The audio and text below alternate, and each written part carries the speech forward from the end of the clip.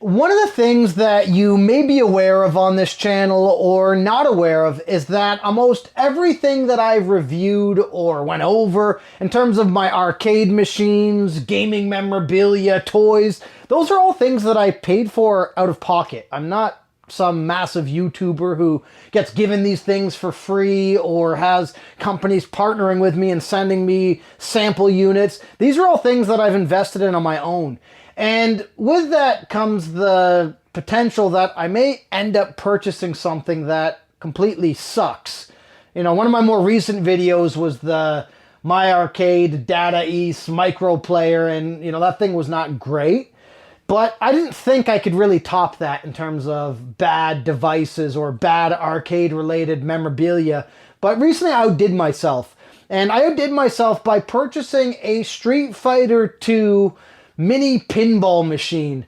And I'm not going to tell you that I went into this thing with high expectations, but I went into this thing with bare minimum expectations that I might be able to squeeze out a little bit of fun out of this device. And unfortunately, I'm very disappointed to report that I got none of that. And in this video, I'm going to go over this $20 little collectible, if you want to call it that, and why you should probably steer clear of it entirely. So let's take a look.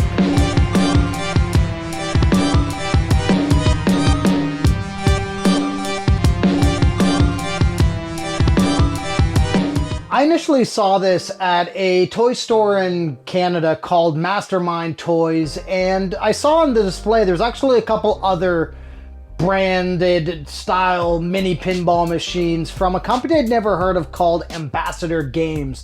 There was like a Minecraft one, as well as a Pac-Man themed one that you could purchase. I myself, as you can tell, I'm pretty big into Street Fighter 2. I have a bunch of different Street Fighter 2 collectibles, so I liked having another Street Fighter 2 themed type of device.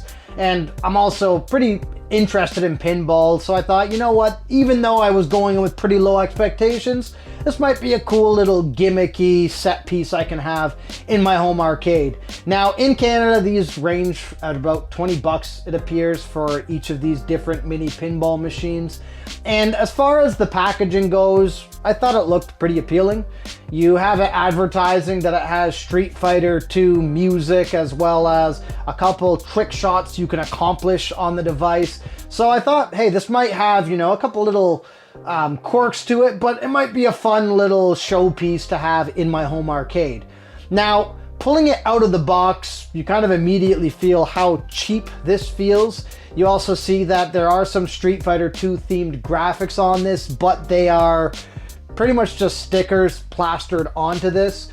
This doesn't have any alternative form of power beyond 3 AA's, which it did advertise in the box, but I unscrewed it and I put the 3 AA's inside this device, and immediately you power it on, and it's cool that you get a light up marquee on the back, and you basically get the Street Fighter 2 theme song on repeat over and over and over again out of the mono speaker at the bottom of the device.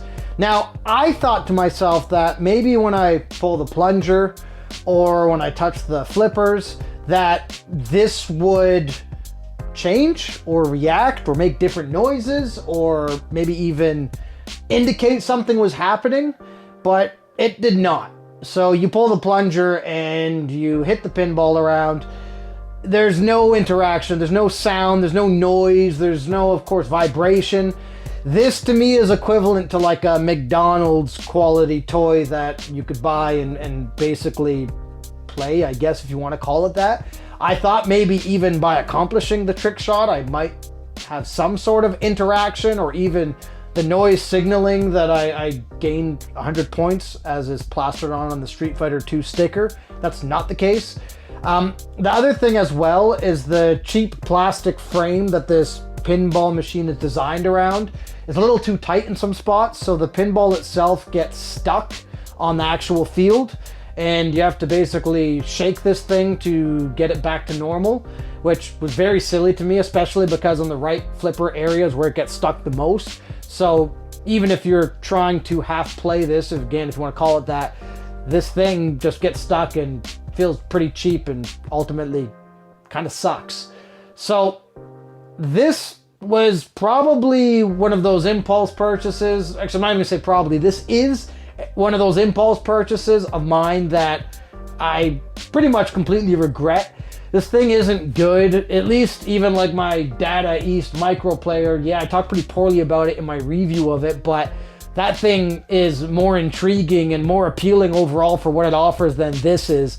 Not to mention that it's cool that this has like a light up marquee and plays the Street Fighter theme, but because it's not USB-C powered, it's not like I'd leave it sitting in my arcade all the time as a little like accent piece above my Street Fighter 2 Partycade.